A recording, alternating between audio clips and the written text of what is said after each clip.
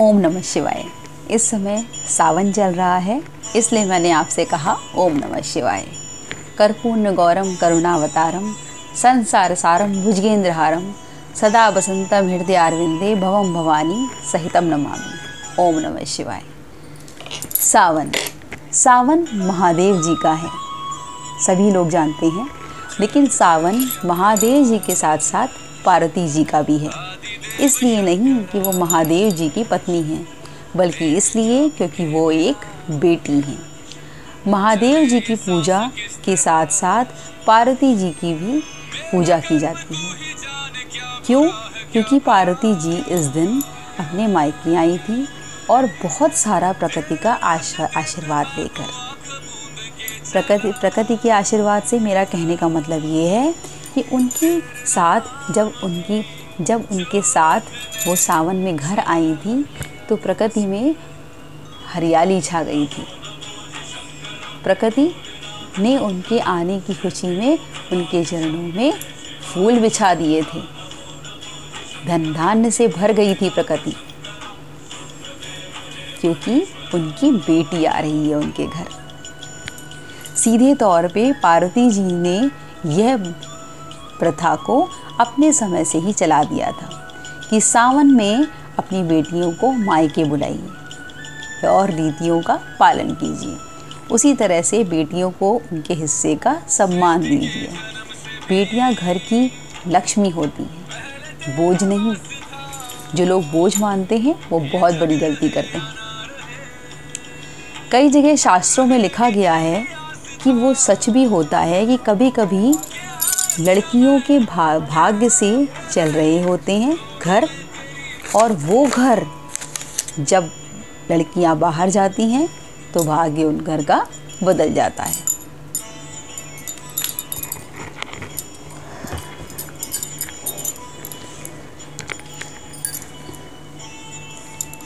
एक लाइन सुनाऊं आपको बेटियों के बारे में।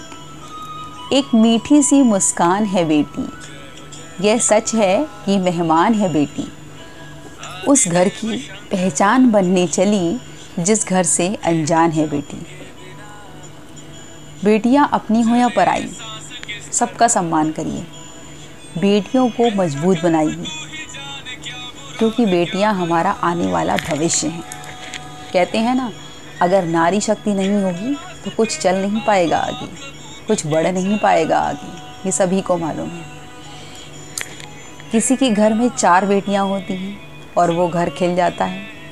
किसी के घर में, मैं कुछ बोलना नहीं चाहूँगी किसी भी संतान के बारे में, किसी के बारे में, लेकिन कहने का मतलब ये है कि उस भाग्य का सितारा, उस घर के भाग्य का सितारा अलग ही रूप में चमकता है जहाँ बेटियाँ होती हैं। बेटियों का सम्मान करें। बेटियाँ अपना भाग्य खुद लेकर आती हैं, उन्हें किसी की ज़रूरत नहीं होती। उनकी शादी हो तो नहीं होती, उनकी पढ़ाई का मामला हो, विद्या अर्जन करने का मामला हो तो भी ज़रूरत नहीं होती। क्यों नहीं होती? मेरा कहने का मतलब क्या है? क्या वो खुद पैसा लेके आती हैं? नहीं। उनका भाग्य ऐसा होता है कि उनके काम अपने आप बनते चले जाते हैं। आपके पास धन आ जाएगा उनके काम के समय। कभी भी आप एक्सपीरियंस करके देख लीजिए। जब उनका काम होगा तो अपने ऑटोमेटिक सारे काम बनने लगेंगे और बन के उनके काम हो जाएंगे। पार्वती जी का आशीर्वाद है खास बेटियों के ऊपर।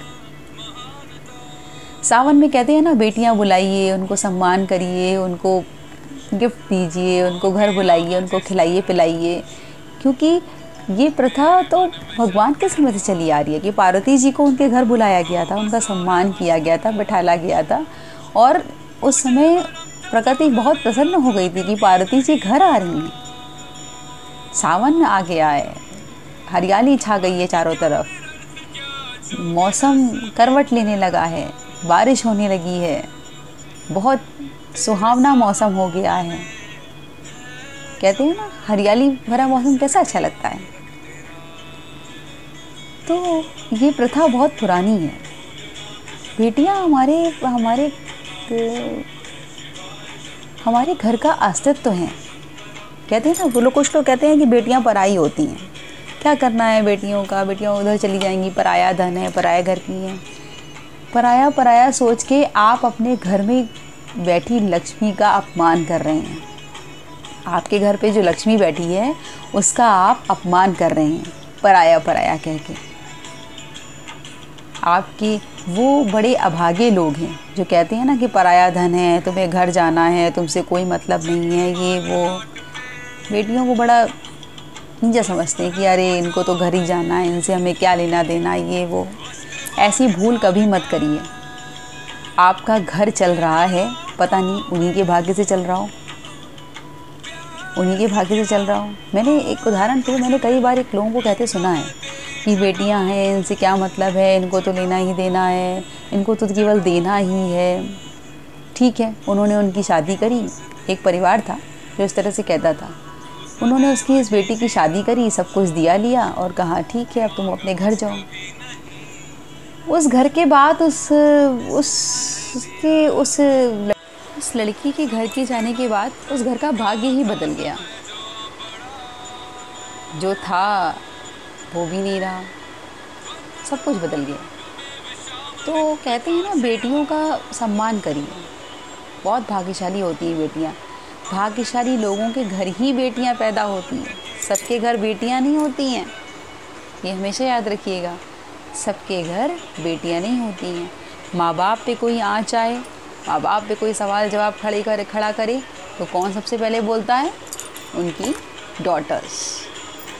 माँ बाप पे कोई कुछ कहे, कुछ ज़रूरत हो, सबसे पहले कौन पूछेगा? उनकी डॉटर्स। मम्मी तुम्हें कुछ चाहिए तो नहीं? पापा आपको कुछ चाहिए तो नहीं? क्या चाहिए आपको? किस चीज़ की कमी है? मैं देखती हूँ। भाई को कुछ चाहिए तो नहीं? सबके लिए खड़ी रहती हैं बेटियाँ। कहने का मतलब ये है कि भारतवर्ष आज किसी चीज़ में पीछे नहीं है। भारतवर्ष में लड़कियां सबसे आगे हैं, लड़कों से भी आगे। हर जगह, हर क्षेत्र में लड़कियां सबसे आगे हैं। कोई पायलट है, कोई इंजीनियर है, कोई डॉक्टर है, कोई आर्मी में है।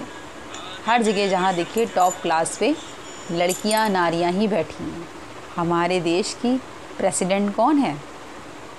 नारी शक्ति। प्रेसिडेंट कौन है हमारे देश की? नारी शक्ति। इसलिए ये कहा गया है कि लड़कियों का बेहद सम्मान करिए।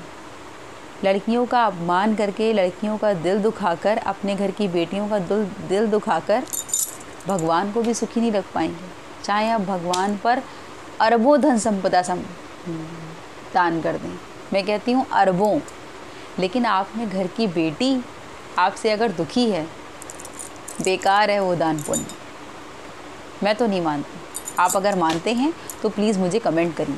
मैं तो नहीं मानती कि आप भगवान पे दान कर रहे हैं और आपकी बेटी दुखी है आपसे, तो क्या आप संपूर्ण रूप से ठीक हैं? प्रेजेंट में थोड़े दिन की बड़ी खुशी हो, भविष्य तो आपका नहीं अच्छा रहने वाला। क्योंकि आपके घर की जब लक्ष्मी ही रूठी हुई है तो भगवान कैसे मान जाएंगे? भगवान कैसे मान जाएंगे? अपने घर पे जो भी नारियां हैं उनका सम्मान करिए। बच्चों को भी सिखाइए कि वो लड़कियों का सम्मान करें। अगर आप बच्चों को बचपन से ऐसे संस्कार देंगे कि बेटा ये लड़कियां हैं, बेटियां हैं, ये बहनें हैं, इनका सम्मान करो, इन पे कोई आँच आए तो इनके लिए आवाज़ उठाओ, तो वो बच्चे दुसंस्कारी कभी नहीं निकलेंगे। अगर जिन बच्चों को नारियों का सम्मान करना आता होगा, जिस घर में नारी का सम्मान, आपने सुना होगा संस्कृत में बहुत बड़ी श्लोक है कि जिस घर में नारी का सम्मान होता है वहाँ देवता बसते हैं। क्यों? क्योंकि आपकी गृहिणी है, आपके रसोई घर की अन्नपूर्णा है। वही नारी जिससे आप खाना खा रहे हैं, जो खाना बना रही है आपके लिए, व्यंजन बना रही है, दिन रात आपकी सेवा में खड़ी है। तो बेटियां हैं, बहुएं हैं, सबका सम्मान करिए, नारी शक्ति का सम्मान करिए। और बेटियों को भी ये ध्यान रखना है कि वो जिनसे जुड़ी हैं उनका सम्मान करें। माँ बाप अपने हों या दूसरे घर के हों, वो माँ बाप ही हैं। बेटियों के ही ऐसे तो भाग्य होते हैं कि उन्हें दो दो माँ बाप मिलते हैं, एक अपने घर के और एक दूसरे घर के। एक जिनसे आप जन्म लेके आई हैं, जिन्होंने आपको भेजा है, दूसरे के भी माँ बाप की सेवा करने के लिए। आपको तो दो लोगों की सेवा करने का मौका मिल रहा है, तो आप भी अपनी सेवाओं में कमी मत रखिए, बाकी आपका सम्मान होता रहेगा। सावन के महीने में एक बहुत बड़ी शिक्षा देने वाली ये है कि सावन में महादेव जी को और पार्वती जी को प्रसन्न रखना है। सावन में स्पेशली तो अपने घर के बेटियों को खुश रखें, प्रसन्न रखें, उनको घर बुलाएं, उनका सम्मान कराएं, सम्मान करें, उनसे जुड़े लोगों का सम्मान करें। वो जो कह रही हैं सुने, उनकी हर बात को महत्वता दें, वही बहुत ज़रूरी है। क्योंकि माँ बाप की ज़िंदगी में जिस तरह बेटियों का महत्व होता है, वैसे ही बेटियों की ज़िंदगी में ख़ास उनके माँ बाप महत्व रखते हैं। बेटियाँ ऐसी होती हैं, अपने पास कुछ हो ना हो लेकिन अपनों की मदद कर देती हैं। मेरे पास है नहीं है, हम धन चला पाएंगे नहीं चला पाएंगे, लेकिन मेरे भाई को ज़रूरत है, मेरी माँ को ज़रूरत है, मेरे पिता को ज़रूरत है, इसको ज़रूरत है। कोमल हृदय बनाया गया है नारियों का, इमोशनल बनाई गई हैं। क्यों? क्योंकि उन्हें इस संसार का पालन करना है। एक घर नहीं, दूसरा घर नहीं, पता नहीं कितने लोगों को संभालना है एक साथ। अरे हमारी सबसे ज़्यादा इंजीनियर तो हमारी महिलाएं ही हैं, पता नहीं क्या क्या संभालती हैं। तो अपने भविष्य को बनाना चाहते हो तो अपने घर की बेटियों का सम्मान करो। यही है इस सावन की शिक्षा। महादेव जी के साथ पार्वती जी का और अपने घर की बेटियों का भी सम्मान करो। ओम नमः शिवाय। इसी तरह से मैं आपको अच्छी अच्छी बातें बताती रहूँगी, तो मेरे चैनल को सब्सक्राइब करिए, वीडियो को लाइक करिए। Thank you so much.